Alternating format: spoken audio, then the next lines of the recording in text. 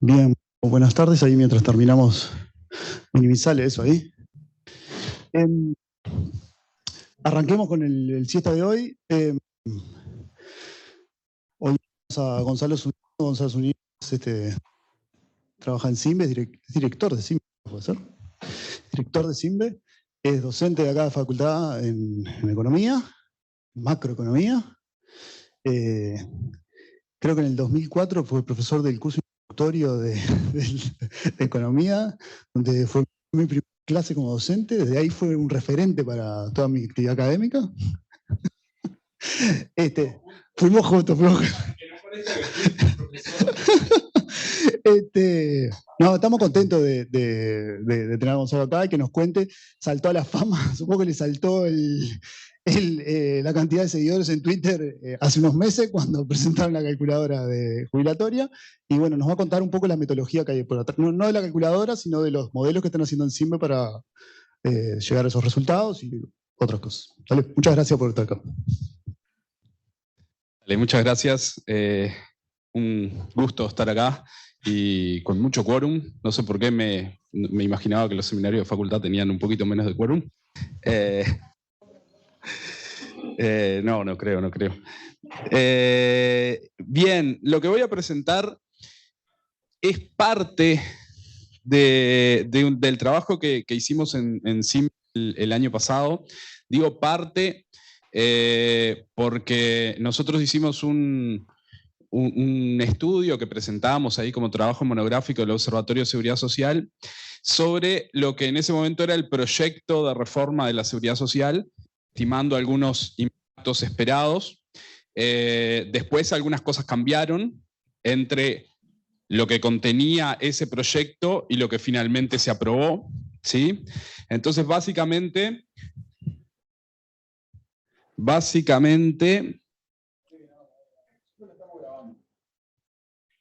¿pongo denegar? No. Entonces, básicamente decía, dejé el... a quien le acabo de denegar la grabación, le aviso que fue porque Nacho me dijo, dice que se está grabando y que la grabación va a quedar disponible en YouTube. Perfecto. Así que va a estar disponible en breve, en algún día de estos. Les decía que cambiaron cosas, entonces estamos trabajando en los impactos de la reforma, pero como todavía no tenemos algo bien elaborado, dejé lo que ese estudio del año pasado sirve, es decir, las cosas que se mantuvieron y algunas de las cosas que estaban en ese estudio quedaron viejas porque después cambiaron, decíamos, cuando el proyecto entró a discusión a diputados y al Senado. Bien, les cuento un poquito, además esto es parte de lo... ¿Sí, perdón?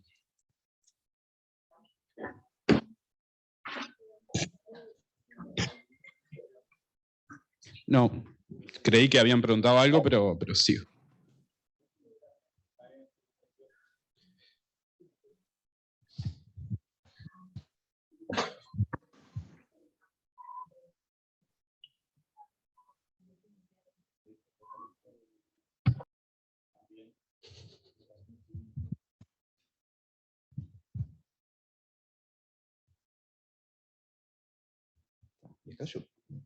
Sí, paso. Bien, entonces rapidito, para que no sea tan largo, motivación y alcance de la investigación. La ley 20.130, reforma previsional, fue aprobada ahora hace poquito, ¿sí? A finales de abril. La evaluación del proyecto y la posibilidad de introducir mejoras.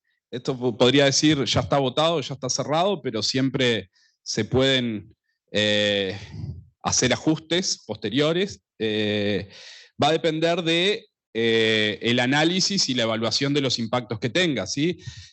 Siempre se hacen, no necesariamente de forma inmediata, pero por ejemplo cuando fue la reforma del 96, después los sucesivos estudios, básicamente con algunos estudios de Forteza que indicaban que la ley del 96 estaba o iba a generar problemas de cobertura, dio pie a lo que fue la reforma del 2008, por ejemplo, donde la cantidad de años, por ejemplo, que se habían establecido para configurar la causal jubilatoria, que eran 35, se redujeron a 30, porque se esperaba que si se mantenía en 35, la proporción de personas que iba a alcanzar la causal jubilatoria iba a disminuir mucho, generando uno de los problemas de cobertura, que es una de las dimensiones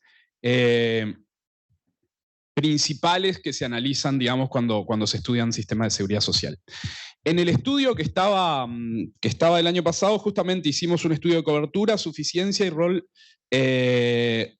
distributivo del sistema. Sobre cobertura no vamos a presentar nada porque ahí fue donde cambiaron muchas cosas y básicamente quedó todo muy parecido o igual a la situación actual. Entonces no se espera que esta ley genere cambios en materia de cobertura. Esto es en la cantidad de personas que, llegado el momento, va a recibir una prestación o una pasividad, ¿sí? Ni siquiera se espera un cambio entre los pilares contributivo y no contributivo, porque las exigencias para alcanzar el pilar contributivo o una prestación contributiva son idénticos a los que venían existiendo. Entonces, con ley o sin ley, todos los que iban a llegar a jubilarse van a seguir llegando. Y entonces, en ese sentido, no cambió nada. Sí cambiaron cosas en materia de suficiencia. Cuando hablamos de suficiencia, hablamos de qué tan importante o relevante es el monto de la pasividad y en torno a lo que es el rol distributivo del sistema. Otra dimensión que siempre se analiza y que estamos analizando este año, pero que tampoco estaba en el estudio, es el tema de sostenibilidad financiera del sistema. Bien, aproximación metodológica, que realmente es lo que me comentaron que más interesaba presentar, así que ahí es donde están el grueso de las transparencias, ¿sí? Nosotros, para hacer este estudio, hicimos un análisis, en su momento conseguimos la base de historias laborales de BPS, también del resto de los subsistemas, con excepción de la caja policial y la caja militar, donde no teníamos base de historias laborales, y por lo tanto quedaron fuera del estudio. En esta presentación solo voy a presentar los números del bloque principal, de lo que es BPS AFAP, pero también en el estudio estaban notarial, profesional y bancaria, ¿sí?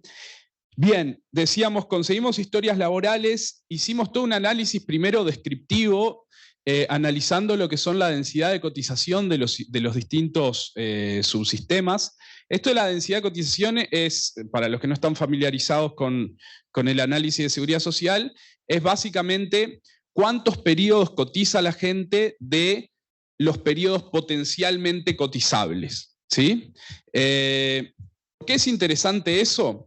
Porque importa cuántas, digamos, el análisis de densidad de cotización es lo que nos lleva a ver cuántas personas finalmente a la edad esperada van a tener la causal jubilatoria, van a llegar con los 30 años exigidos de aportes.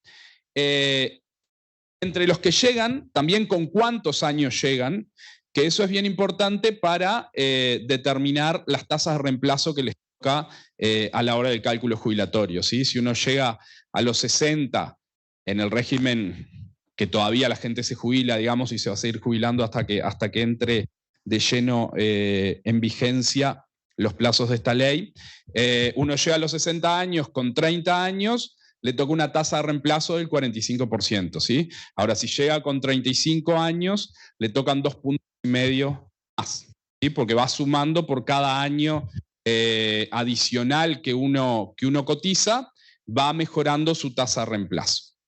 Bien, hicimos como un análisis descriptivo y después pasamos a la estimación de modelos econométricos de sobrevivencia o supervivencia, pero en realidad es sobrevivencia que se llaman ahí, modelos de sobrevivencia para predecir transiciones entre contributivo y no contributivo. acá si la gente es del IESTA debe estar mucho más familiarizada que yo con este tipo de modelos. Básicamente son modelos de cambio de estado, ¿no? Esa idea de sobrevivencia no es sobrevivencia de la persona, sino sobrevivencia del estado. Bueno, estoy en un estado contributivo, ¿cuánto tiempo sobrevivo en ese estado hasta realizar una transición al otro estado, ¿sí? Al estado no contributivo, y viceversa. Así que estudiamos. Estado contributivo es aportando, porque el estado no contributivo puede ser inactivo, puede ser desempleado, pero también puede ser informal, ¿no? Cuando nosotros en la base vemos una historia laboral y vemos aportó, viene estando en el estado contributivo, no aportó, sabemos. O sea, si fuera la encuesta de hogares, capaz que sabríamos si es informal o no. Acá solo sabemos que cambió de estado al estado no contributivo, que decíamos puede tener esas 3 posibilidades al menos: informal, inactivo o desempleado. Pues, o sea, estimamos esos modelos econométricos de transición, después estimamos modelos de ciclo de vida, salariales, ¿sí? Para ver a lo largo del ciclo de vida cómo van cambiando los salarios. Eso también es importante para los cálculos jubilatorios, ¿no?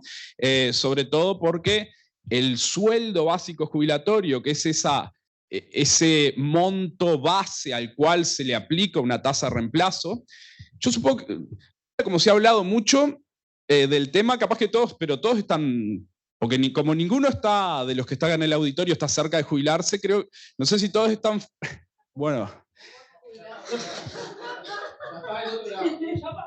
Sí, él ya que fue al BPS, se asesoró y le dijeron, el sueldo básico jubilatorio, tasa de reemplazo, domina todos los términos, pero el resto yo supongo que también o más o menos. Asumo que no.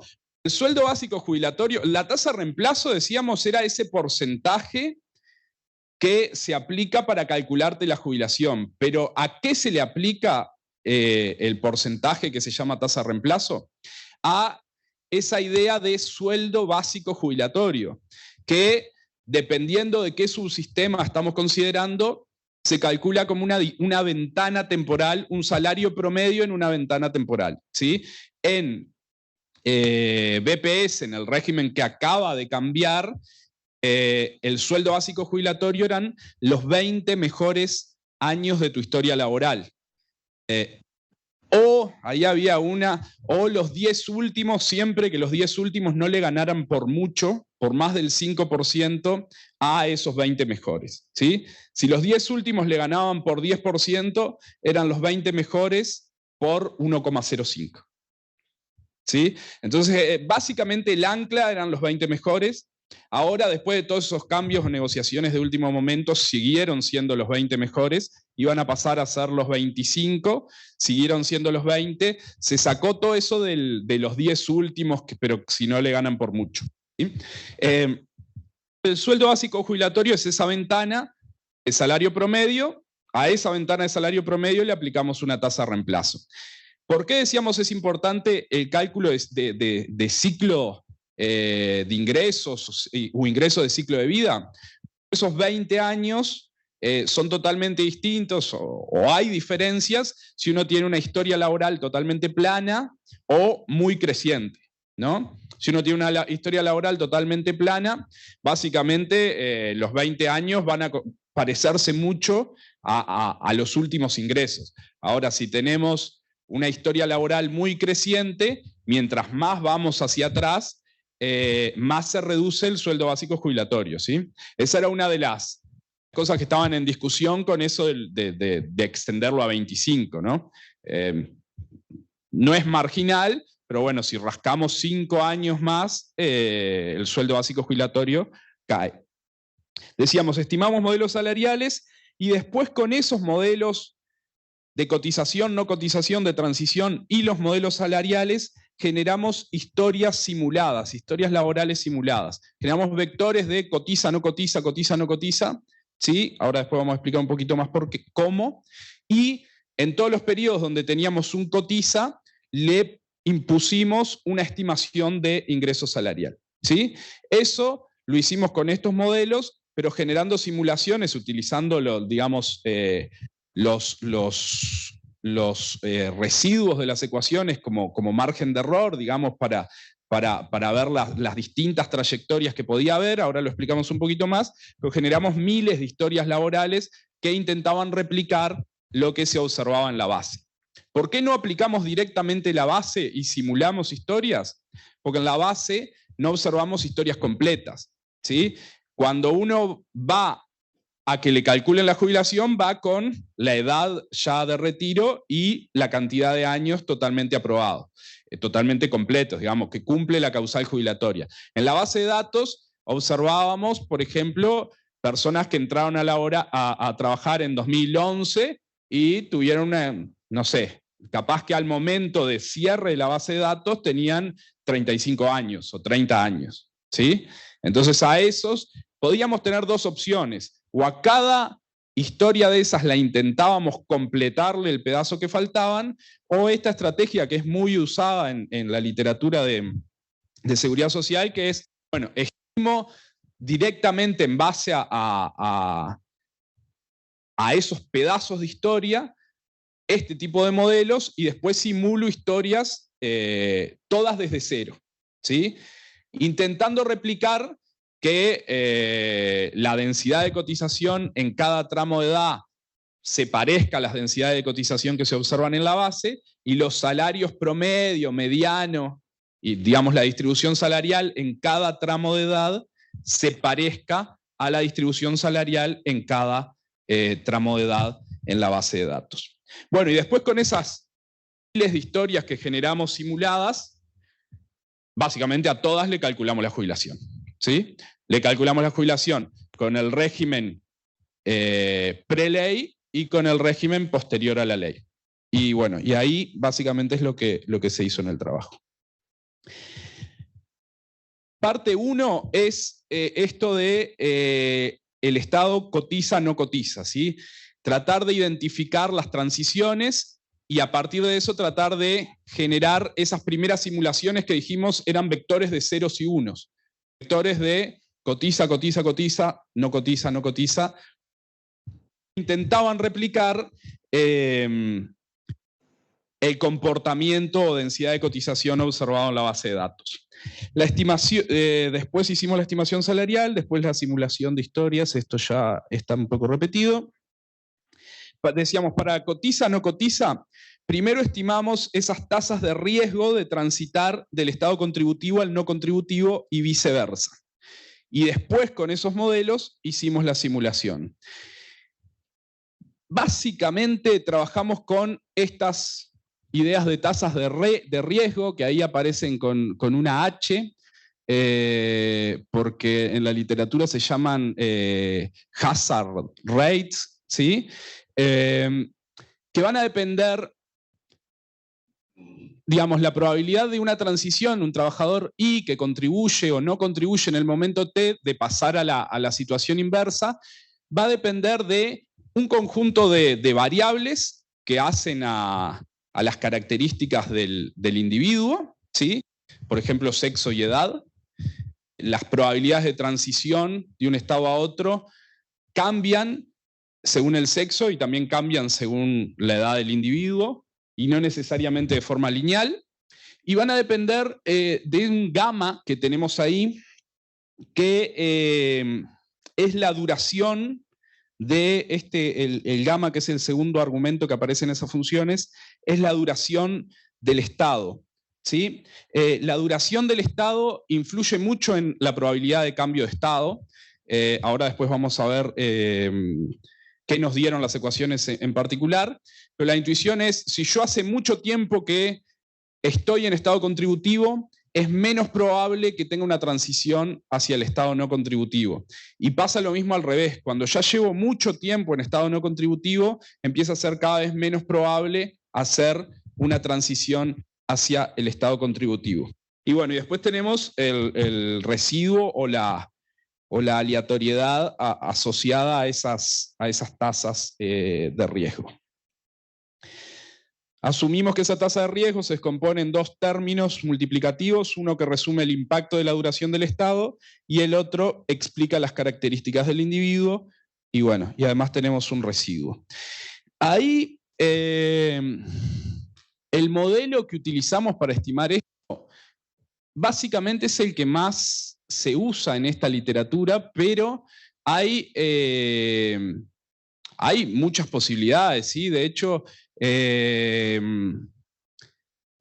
nosotros no lo hicimos, trabajamos directamente con este, pero hay varios papers que trabajan con distintos tipos de modelos de probabilidad, ¿sí? Digamos, trabajar con Probit, Logit, con probabilidad lineal, ¿sí? Este es el que más se usa, que es este modelo log-log complementario. Supuestamente, pero acá después capaz que los estadísticos me complementan o se lo quedan ahí para estudiarlo después. Este modelo es más potente para captar transiciones de eventos que ocurren poquito, ¿sí? Y Uruguay tiene densidad de contribución relativamente alta en comparación con la región. Igual tiene muchas transiciones hacia el estado no contributivo. En países donde la densidad de cotización es muy alta, como que vos entrás y pocas veces transitas hacia el no contributivo, digamos, no estás entrando y saliendo, parecería que este es el mejor modelo de todos.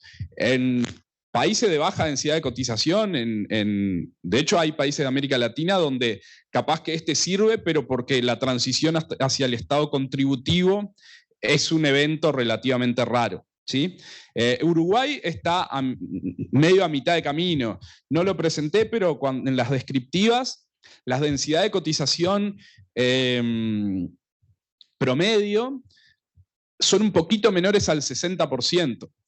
Quiere decir que si pensamos, nosotros habíamos definido la etapa activa, ese periodo potencialmente de contribución, como la edad entre 20 y 60 años. Bueno, en esos 40 años, en medio, la gente aporta el 60%, ¿sí? Un poquito menos del 60%. Y el otro 40% estamos por fuera del estado contributivo, decíamos, por ser inactivos, por ser desempleados, por ser informales. Y tuvimos una definición un tanto generosa de la etapa activa, digamos, porque arrancamos a los 20. Podríamos ahí, bueno, generosa, capaz que para el promedio de la población, mientras más, si arrancamos a los 18, por ejemplo, las densidades de cotización promedio son un poquito más bajas, porque ahí es más probable que sean inactivos.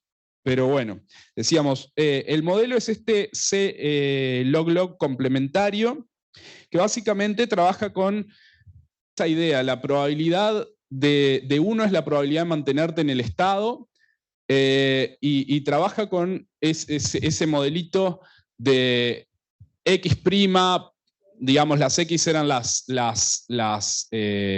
características de los individuos, que ahora después cuando presentemos la tablita la vemos mejor, la duración y el término de error. Toma esta forma de distribución, que es una distribución de Gumbel, Goyeneche, la distribución Gumbel, que para después poderla pasar a una versión lineal se le hace una doble transformación logarítmica, ¿sí? Por eso es conocido como modelo log-log. Bien, queda a todos para después estudiarla, ver todas las propiedades de la función de distribución. Les decía, en la literatura de seguridad social se habla de que esta función de distribución es como la más potente para estimar estos modelos de transición, sobre todo si alguna de las transiciones ocurre con relativamente baja frecuencia. Un periodo. Bueno, depende de la base de datos. En este caso es mensual, un mes.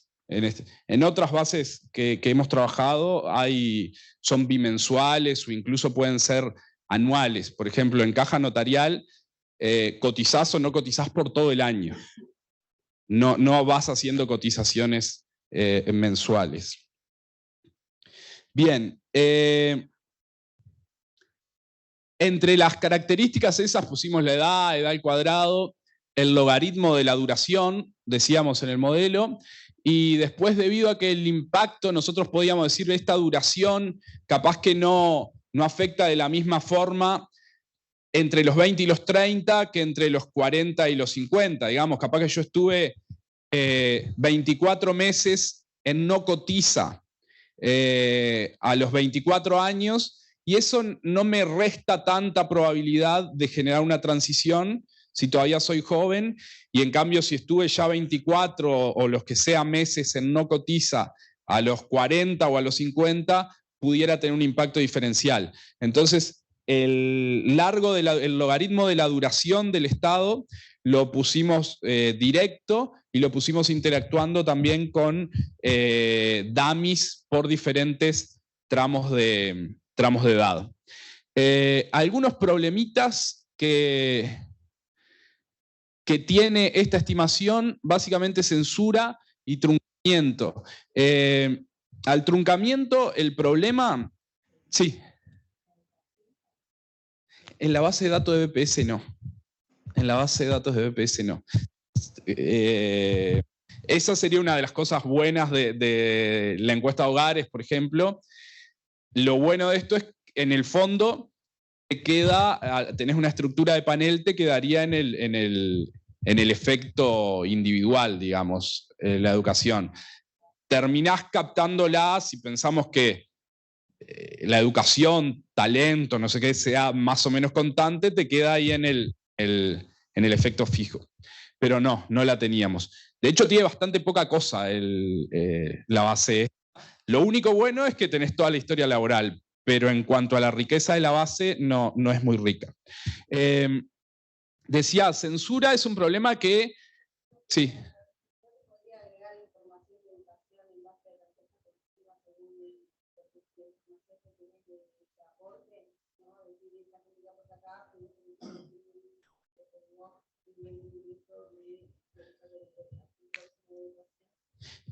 Capaz que se podría, digamos, no se puede hacer un merge porque no tenemos identificados a los individuos.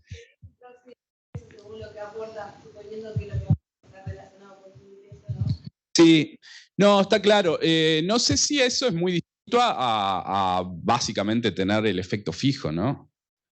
No estoy seguro, pero en el fondo le vamos a poner, este que viene cobrando de esta forma o que viene aportando de esta forma, suponemos que tiene tantos años de educación.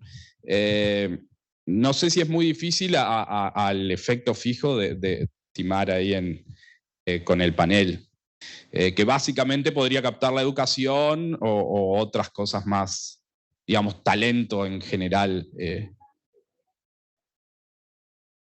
Sí.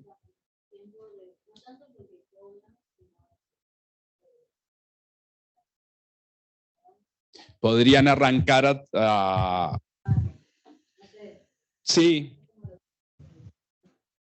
No, bueno, básicamente,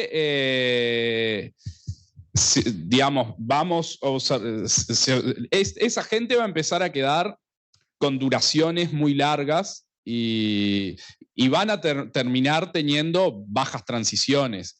Y en los modelos salariales, ahora después lo vamos a explicar un poquito mejor, en realidad tenemos, al tener el panel, tenemos el efecto autorregresivo y eso se empieza a captar relativamente bien.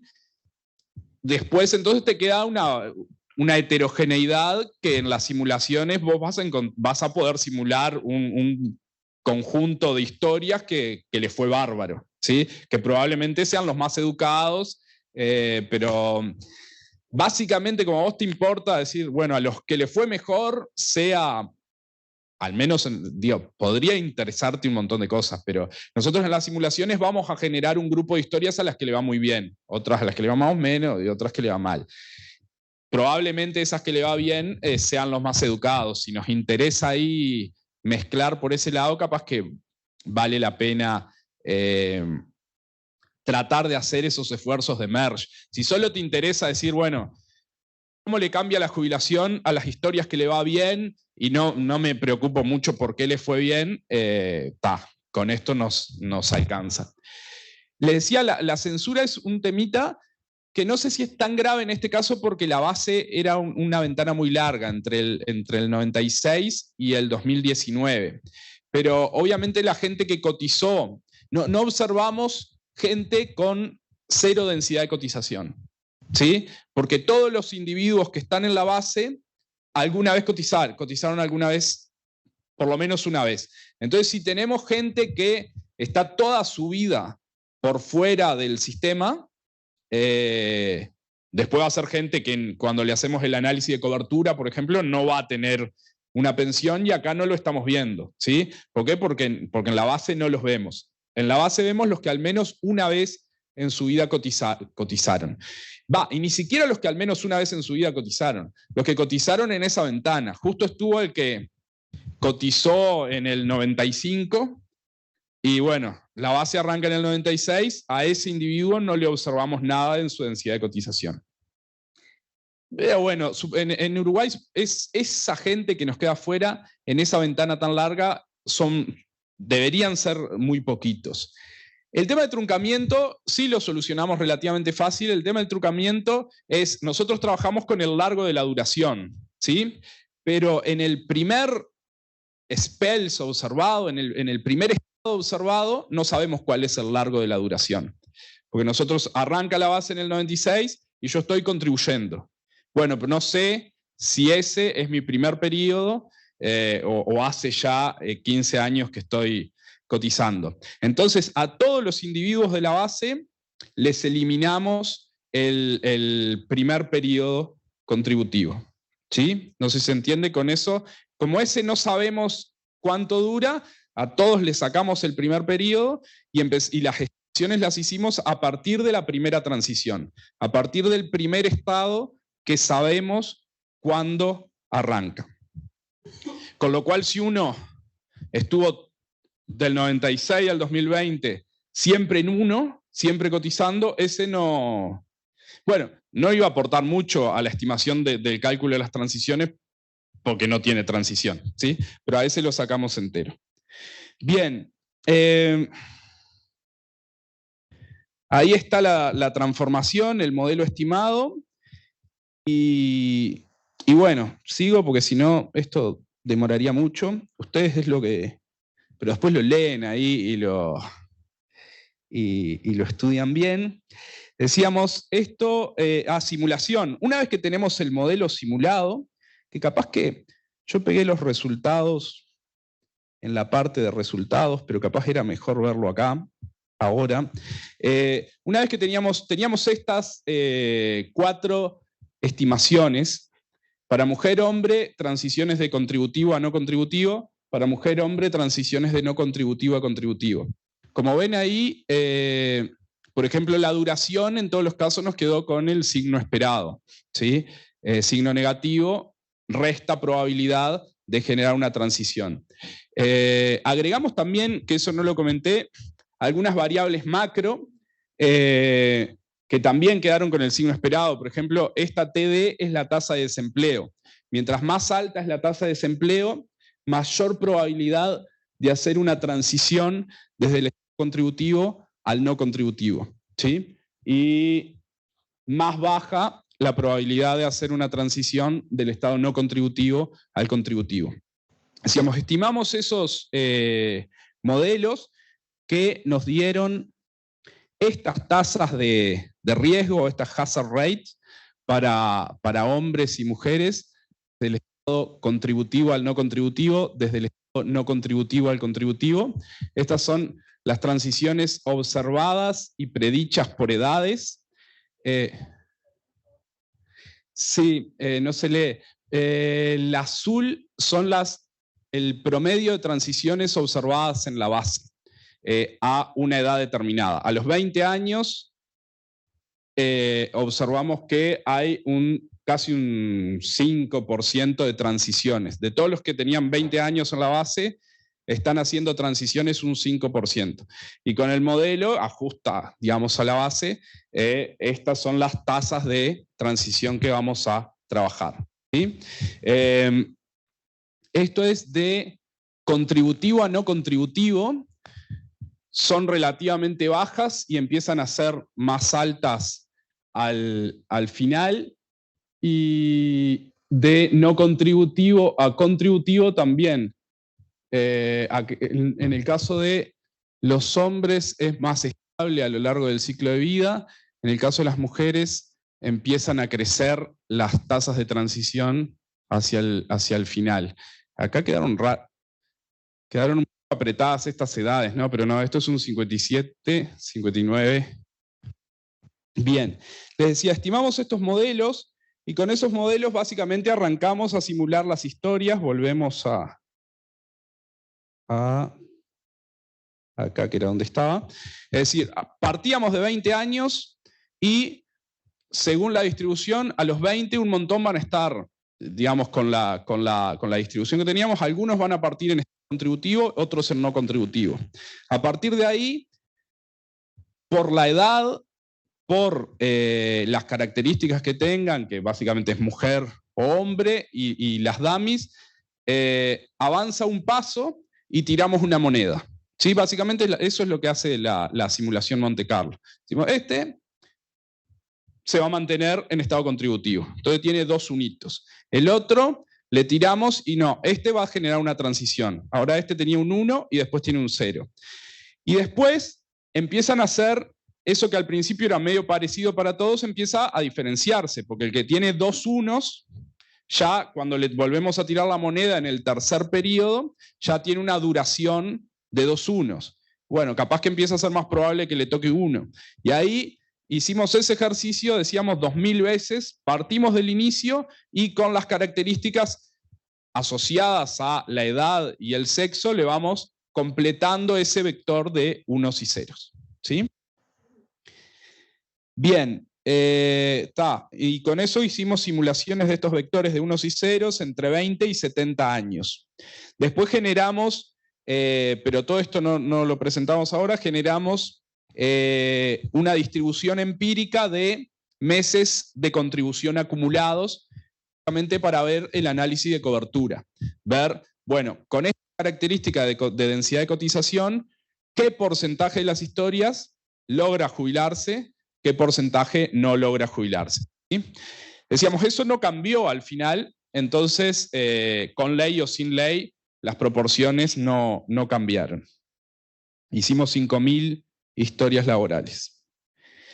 Después, teníamos esos 5.000 vectores con unos y ceros. Bueno, donde hubiera unos, queríamos ponerle un salario imputado. Y para eso estimamos modelos salariales, estimamos 2 modelos distintos, siguiendo un trabajo de Forteza del 2009, que tenemos un ingreso correspondiente al primer periodo de contribución del individuo, o un periodo que no es seguido de contribuciones anteriores. ¿Sí? Es como un modelo para el salario 1. Y después tenemos un modelo distinto cuando el individuo ya viene contribuyendo y por lo tanto ya tiene un salario del periodo anterior. ¿Sí? Uno es un modelo estático y el otro es un modelo dinámico. El modelo estático ese lo hacemos para el primer salario, pero también cuando el individuo pasaba varios meses en estado no contributivo. ¿Sí? Es decir, si yo pierdo mi trabajo o por lo que sea pasé a estado no contributivo, estuve un año, más de 3 meses, estuve 4 meses en estado no contributivo, asumo que ese salario que tenía no es una referencia para el periodo siguiente. Si el estado es muy chiquito, el cambio de estado, sí se asumió como que seguías teniendo salario del periodo anterior, pensando en que capaz la gente está haciendo una transición de un trabajo a otro, ¿sí? Y bueno, cuando haces eso, probablemente el salario que tenías en el periodo anterior sea una referencia interesante. Ese es el modelo salarial el modelo salarial dinámico. De nuevo, la base es pobre, Entonces, duración del periodo, que eso también influye mucho, y es de lo poco que teníamos para rascar, pero la gente empieza a tener una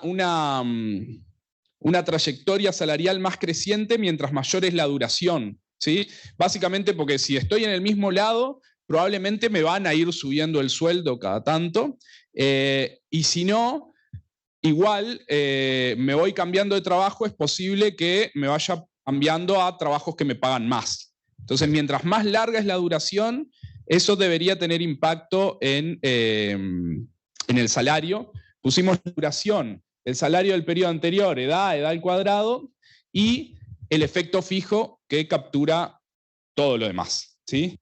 Esperemos que capture casi todo lo demás. El otro modelo, imagínense si el dinámico es ahí un poco pobre, pero el estático es más pobre todavía. Tiene edad al cuadrado y el efecto fijo del modelo anterior.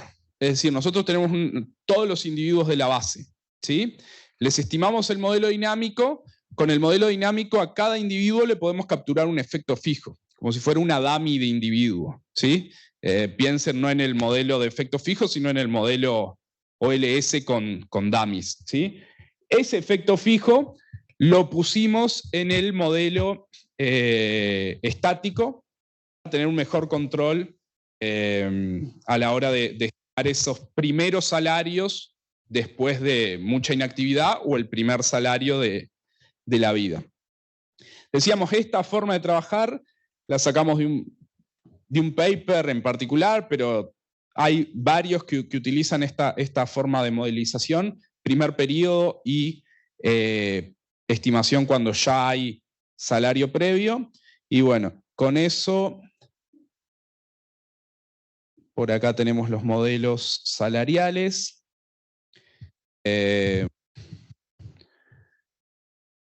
Nada que no les parezca el salario del periodo anterior en logaritmos, el modelo está en logaritmos todo, es bien importante, ¿sí? Positivo y bien importante.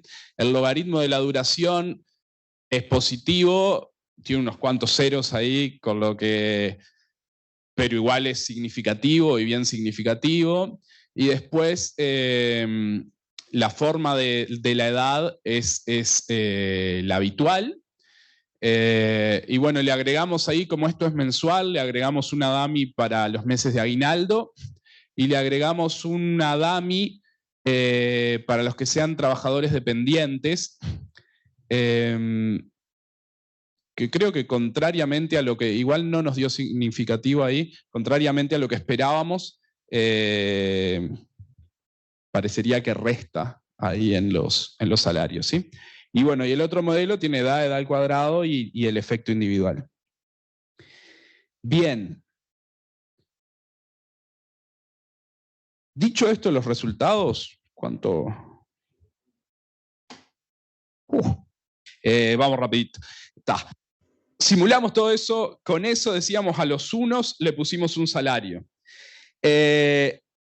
Tenemos todos los vectores simulados, chequeamos que esas simulaciones, decíamos, representaran más o menos bien las historias laborales observadas en la base de datos. ¿Qué era esto? Bueno, observar todas las historias entre los 20 y los 30 años.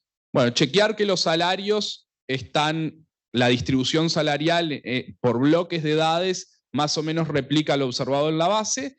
Chequear que las densidades de cotización simuladas más o menos replican lo observado en la base.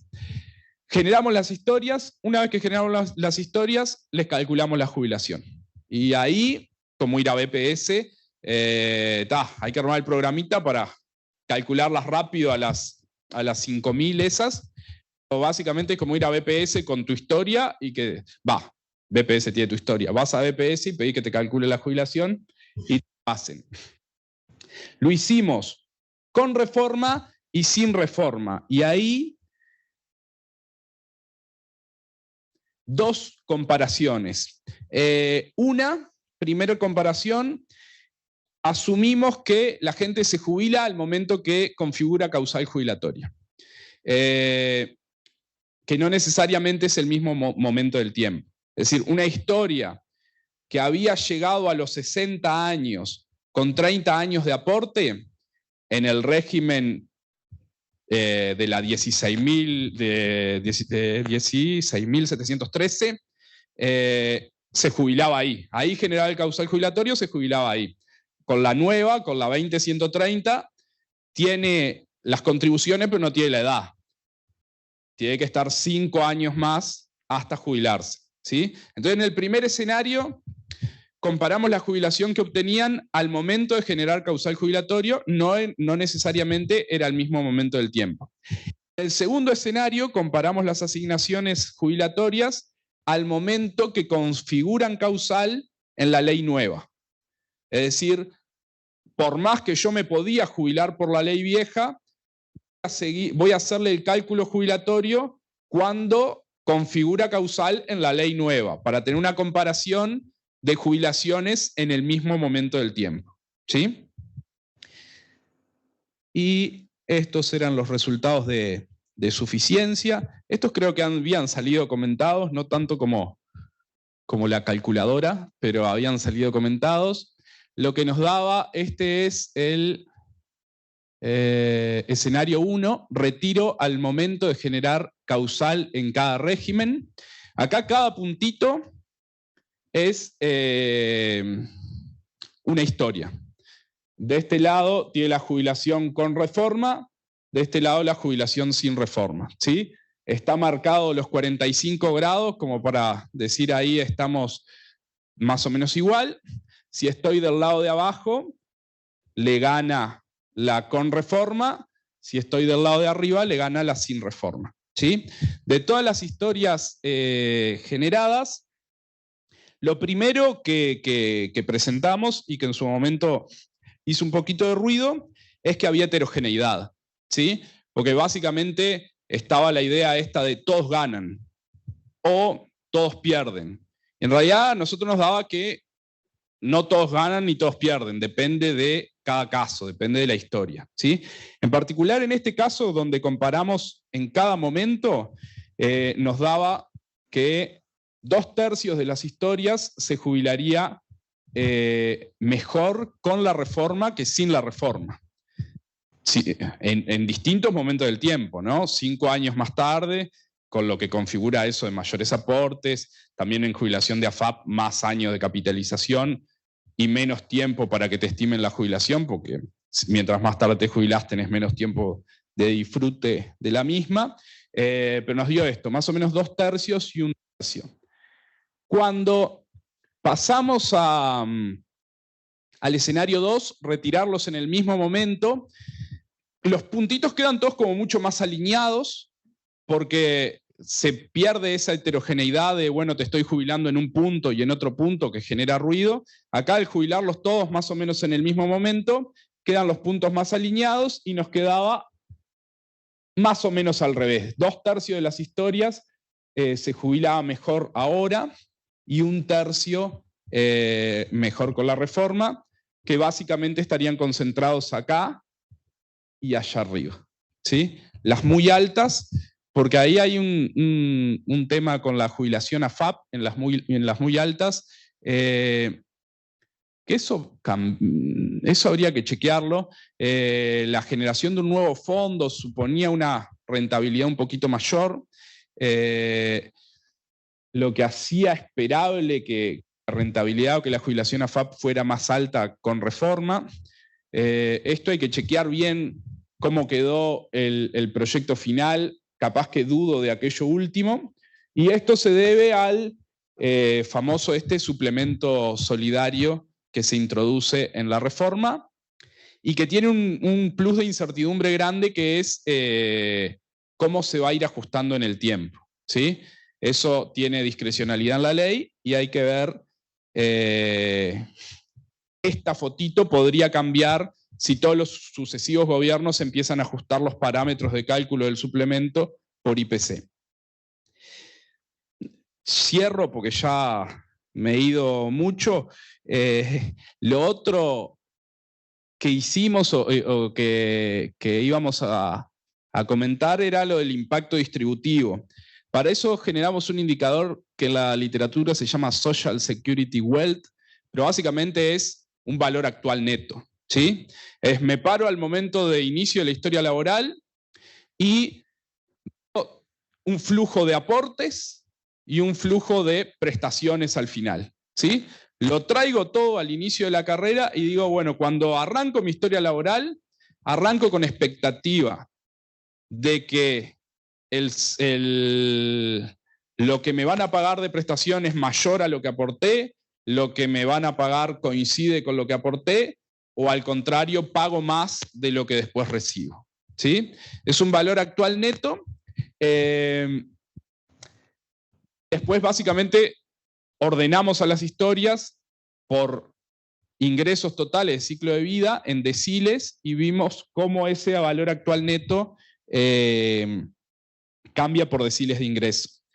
Y ahí es donde, si el suplemento solidario no se destruye hacia el final, el diseño es un poco, o mejora bastante con la reforma respecto a lo que hay ahora. El valor actual neto,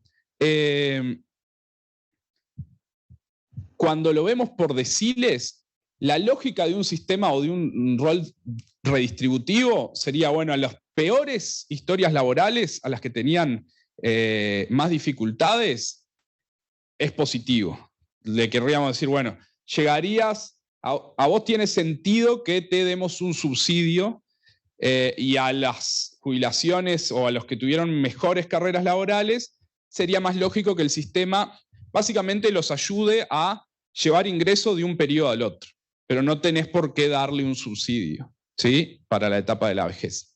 En el sistema actual, esto hay que, digamos, tiene un problemita, es que no está considerando las pensiones de sobrevivencia, solo considera las jubilaciones. Si solo que la pensión de sobrevivencia hace que todo esto se corra para arriba, ¿sí? En el sistema actual, los subsidios implícitos en las jubilaciones son positivos básicamente hasta el decil 9 o hasta el decil 8, y recién en los últimos 2 deciles serían negativos con esa salvedad. No está la pensión de sobrevivencia, eso lo corregiría, y con otra salvedad que es, esa gente vive más. Si tuviéramos tasa de mortalidad diferenciadas, probablemente esto también se ajusta hacia arriba, ¿sí? Porque esa gente, una vez que le das la jubilación, la cobra por más tiempo. Y en el caso de las mujeres, solo las de decil 10 no tendrían un subsidio implícito. Y lo otro, más allá del subsidio, es que el patrón de los subsidios es un poco estable en los hombres, incluso creciente en las mujeres hacia el decil 8.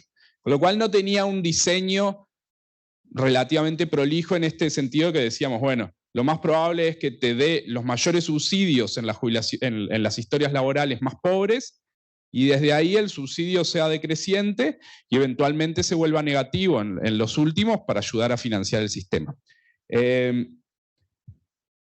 Con el nuevo diseño queda con ese dibujito más esperado, y el grueso del cambio es suplemento solidario, que focaliza los subsidios en las jubilaciones más bajas, sustituye a la bonificación del artículo 28 de la ley 16.713, que era una bonificación de 50% de los aportes, pareja para todos los aportes al pilar de reparto. Entonces era una bonificación que te daban a todos, una bonificación importante, pero que se daba parejo según el tramo de ingreso en el que yo esté. Siempre en la jubilación del pilar de reparto, que está topeada. Pero mientras estuviera en ese tope, me daban ese beneficio. Eso se eliminó y se cambió por ese otro suplemento solidario, que es un beneficio más cortito, decreciente y sobre todo acotado en las jubilaciones bajas. Y eso es lo que hace que el diseño redistributivo sea más de libro o más de manual con la reforma que sin la reforma. Más allá de que los subsidios netos caen porque la curva de subsidios está siempre por debajo, ahí salvo un pequeñito ahí cruce en un tramo, que eso tiene lógica porque si no, la reforma no iba a tener impacto en sostenibilidad, digamos. Para que la reforma tuviera impacto en caída del gasto, en algún lado esos subsidios tenían que caer. Y bueno, y por ahí los resultados. Así que cierro por acá.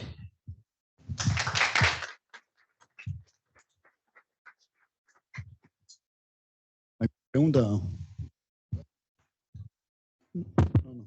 ¿Preguntas? Muchas gracias por la presentación. Una consulta, ahí cuando simulan las trayectorias que a todos les ponen como de que arrancan en 20 y terminan en 70, no sé si probaron la sensibilidad de cambiar, ¿no? El efecto de cambiar ese inicio de ese fin, y que me parece que igual podría aportar ahí lo de la educación, porque no, que capaz que, o sea, si hay efecto que capaz que podés, así como decía Ale, que uno espera que con más educación arrancás o tardas más en arrancar el mercado, ¿no? Que hagas simulaciones agrupadas. Digo, no sé, la tiro. Digo, en algún momento de mi vida supe de este tema, pero fue en la vida previa. Ahora ya no, tranquilo. En mi vida previa, en mi pasado oscuro. Después, espera que se me fue y me distraje, ¿ves? Por bobear. No, espera. Estoy más cerca de la jubilación. Estaba bueno, esa era esa y después ya me acordé la...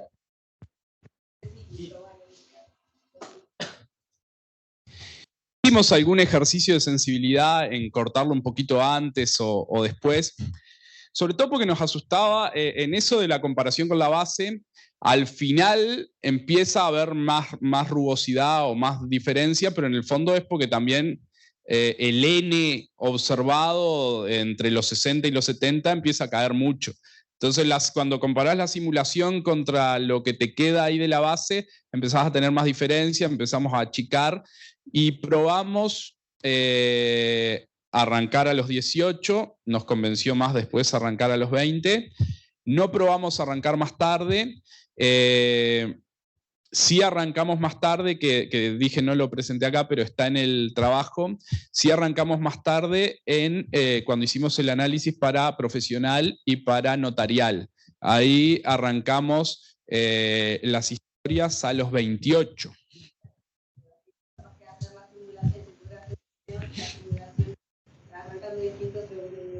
Sí, podría. Yo creo que si tuviéramos eso sería interesante. No es tanto, no sé, o sea, no se puede hacer. Otra pregunta. Me queda alguna duda en realidad de gráficas que muestran en hombres y mujeres las transiciones entre contributivo y no contributivo en la edad, esto. Hay una transición ahí que es de no contributivo a contributivo y crece con la edad. Eso es lo que estamos mirando ahí en el ángulo inferior derecho. En realidad cuando lo presenté me llamó la atención y lo pasé rapidito, pero me quedaron cambiados los títulos. Pero de todas formas sí, crece con la edad porque tenemos salvo aquel que está parejo, después tenemos en todos los casos que crece con la edad. Es raro, pero capaz que tenemos gente que sobre el final ve que no llega y empieza a ser más informal o empieza a ser más inactivo por diferentes temas, pero sí, tenemos más transiciones. A partir de acá, ya como de los 50 para adelante, empiezan a ser más comunes las transiciones. Eso me llamaba la atención, pero corría. Nosotros hemos estudiado otros también sistemas, en particular yo trabajé con los de México, con los de Argentina y con los de Perú, y siempre era mucho más alta las colas de transición al inicio. no en el de Uruguay. Y sorprende un poco capaz ese crecimiento de las transiciones, pero sí, cuando están más cerca de la edad, yo imagino que puede ser gente que empieza a especular y capaz que si tiene margen pasa a la informalidad o tiene etapas inactivas no sé. Es algo a estudiar un poco, pero sí, hay aumento de transiciones ahí después de los 50 años. No, no estudiamos estrategia óptima. Nosotros los jubilábamos. A ver, ahora qué tenemos que hacer. Nosotros los jubilábamos cuando generabas causal. Y vos tenías un comportamiento de cotiza, no cotiza, cotiza, no cotiza, pero que no maximizás nada. Ahí puede ser que la gente diga, ya está, estoy en la última, dejo de cotizar. O ahora empiezo a cotizar más tarde, me formo para ganar más plata. Sí, o sea, esto intenta replicar las transiciones observadas. ¿Por qué la gente lo hace? No lo estudiamos, pero sería interesante. Digo, se me ocurrió cuando decís aumenta las transiciones a los 50, podés decir, bueno, capaz que gente, sobre todo, decíamos, cuando vemos las densidades de cotización, hay gente que cotiza, cotiza, cotiza y tiene una vida contributiva súper estable, pero hay gente que está entrando y saliendo, y capaz ahí, a lo último, si ves que llegaste, preferís estar afuera, o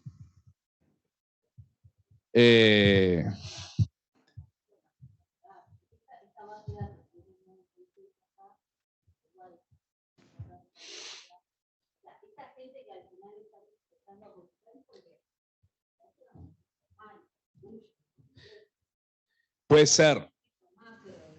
ser que también haya ahí un efecto base de que tú...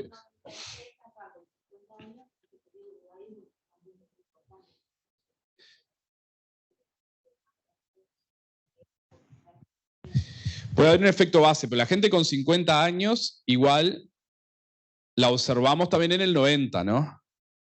O sea, en la base tenés gente que tiene 50 años del 96.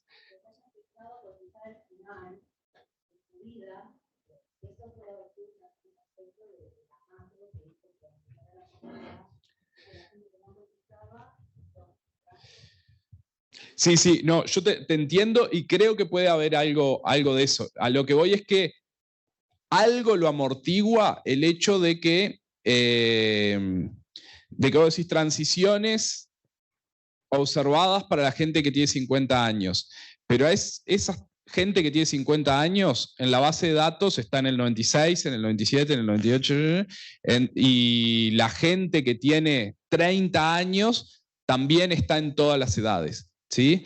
Entonces, capaz que también el efecto macro pegan los de 50, pero pegan los de 20, pegan los de 30, porque claro, yo en esa base de datos agarré uno que se jubiló en el 97 con 60 años. Entonces, lo observé con 59 en el 96. Y lo mismo, digo, los observo con todas las edades en todos los años.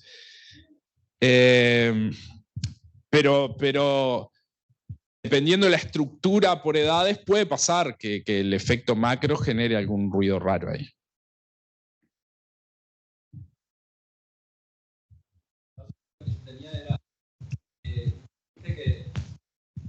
Claro, en las historias tenían transiciones.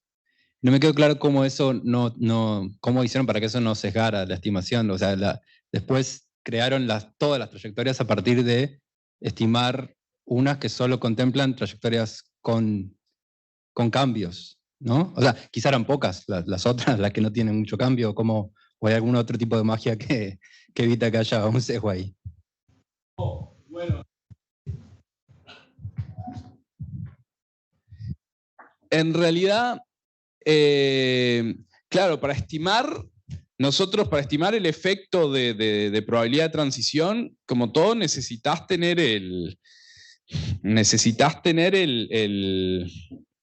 que cambie, porque si no, no te podés apoyar en nada para observar.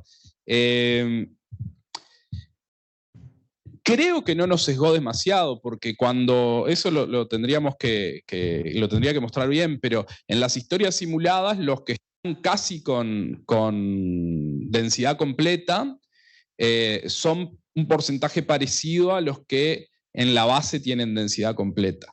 Entonces, básicamente, cuando cortás ahí, decís la probabilidad corto con las probabilidades como para tratar de replicar estas tasas, se ve que fue suficiente como para que el esquema de densidad de contribuciones quede razonable. Pero sí, lo sacamos justamente porque no tienen, los que tienen todo no te permiten estimar, y los otros sí te sesgan porque no sabés si la duración está bien medida, ¿no? Entonces el primer periodo sí lo tenés que sacar porque arranca cotizando, pero no sabés si es la primera o es la 14 o la que sea.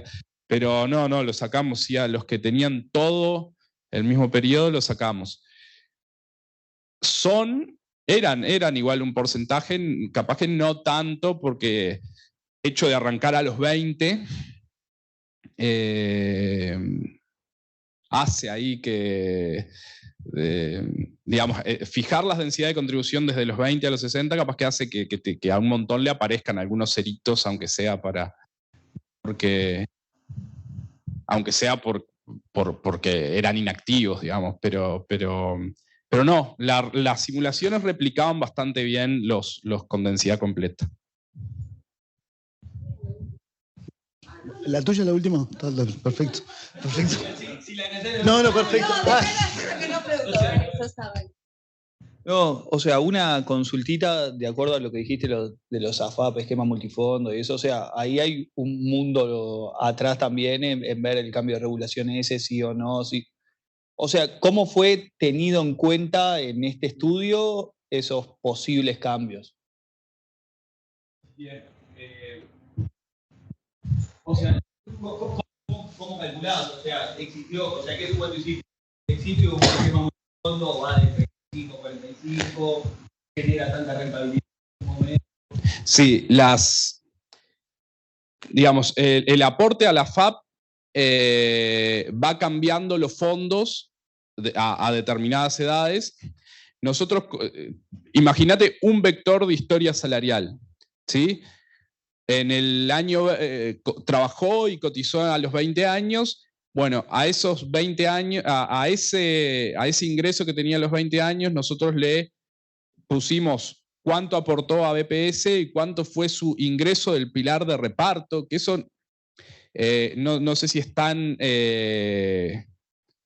sé si todos estamos familiarizados, pero que hoy cuando les hablaba del sueldo básico jubilatorio, en realidad no les toman el ingreso de verdad que ustedes tienen, ¿sí? Es el ingreso correspondiente al pilar de reparto. En un esquema donde ustedes aportan la mitad a la FAP y la mitad al pilar de reparto, su ingreso de pilar de reparto es la mitad de su ingreso. Entonces capaz que ustedes ganan 100 y después en lo que les aparece para el cálculo de BPS es 50. Entonces, no, pero yo ganaba más, no, bueno, pero el ingreso considerado para el pilar de reparto es 50. Entonces, en cada momento nosotros calculamos el ingreso del pilar de reparto, el aporte a la FAP. A ese aporte lo hacíamos capitalizar en un subfondo con una tasa de rentabilidad promedio, que las consideramos ahí. Y hicimos un supuesto de que el nuevo fondo que se creaba tenía un punto más sobre salarios que el mejor fondo de los dos que estaban existiendo. Eso capaz que era muy generoso, muy optimista, digamos, pero sí, nosotros cuando fuimos capitalizando, a cada uno de esos aportes a la FAP lo vamos capitalizando en el tiempo a una tasa de rentabilidad considerada para el subfondo. Y bueno, y después cuando llega el momento del retiro, le calculamos una jubilación de AFAP, que además esa jubilación de AFAP sí o sí la necesitábamos porque en la reforma el cálculo del suplemento solidario, dentro de la fórmula de cálculo del suplemento solidario está la jubilación de AFAP. Entonces necesitábamos tener también la jubilación de AFAP para poder calcular la jubilación del pilar de reparto asociada a la reforma. Entre las edades que lo establecía la ley, que no me acuerdo. O sea, que de memoria no me acuerdo, pero sí. Es el más joven. Es el más joven. Es el de que, sí, exactamente. Bien la ley, no me acuerdo hasta qué edad era, pero si después lo chequeamos, la ley te dice el primer subfondo va de acá a acá, ahí lo hicimos capitalizar con esa tasa que te decía, supusimos era 1% más alta del segundo subfondo en la nueva. No, ya está. Perfecto. ¿Alguien? Es un supuesto importante. Que de hecho no sé cómo quedó ahora al final. No, cómo quedó en la ley. Tata, agradecemos a Mauricio otra vez.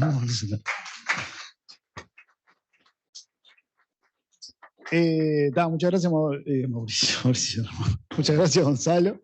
El miércoles que viene dice Sosita porque él nos va a contar qué pasó con las AFAP y todo esto. Va a venir acá al Siesta a contarnos eso. Así que, Gonzalo, puede venir y le hace la pregunta al revés. Nos vemos la semana que viene.